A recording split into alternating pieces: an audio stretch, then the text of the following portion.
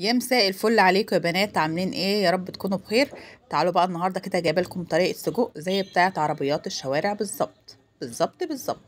فان شاء الله يا رب يعجبكم كده و...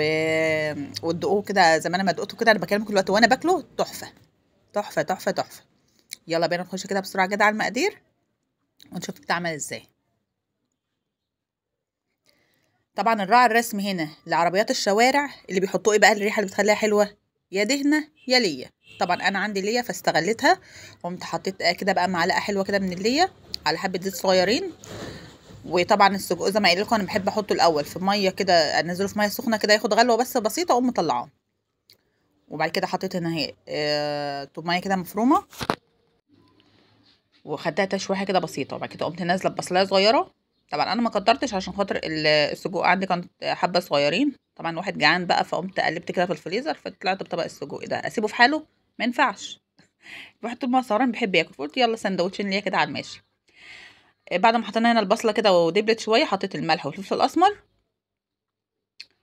وحبه شطه وكزبره وبشره جوز الطيب. وهنا حطيت حبه من 7 بهارات، ما رضيتش احط من بهارات اللحمه عشان خاطر هي اصلا السجق بيبقى جاي متبهر من عند الجزار، بيبقى حاطين فيه بهارات لحمه وكده، فانا بس ايه طعمته بشويه بهارات ب7 بهارات. ونزلت هنا كده بالفلفل شرايح رومي على شطيطه وطماطمايه. طبعا انا كنت عايزه احط معلقه صلصه بس ما لقيتش بقى عندي صلصه، فقلت استكفيت بالطماطمايه اللي انا حطيتها. انت لو عندك صلصه زوديها معلقه صغيره كده صلصه هتبقى برضو طعمها حلو قوي.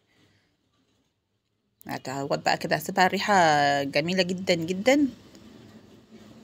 حطيت هنا بس كده ربع كوبايه ميه صغيره بس عشان خاطر ايه السجق يستوي مع التتبيله يعني. هسيبها بقى كده وارجع لكم تاني. هنا خلاص بقى كان السجق كان خلاص استوى اهوت. وعملت لي بقى سندوتش كده ضربته تحفه، يعني عايزاكم تجربوه والريحه جميله.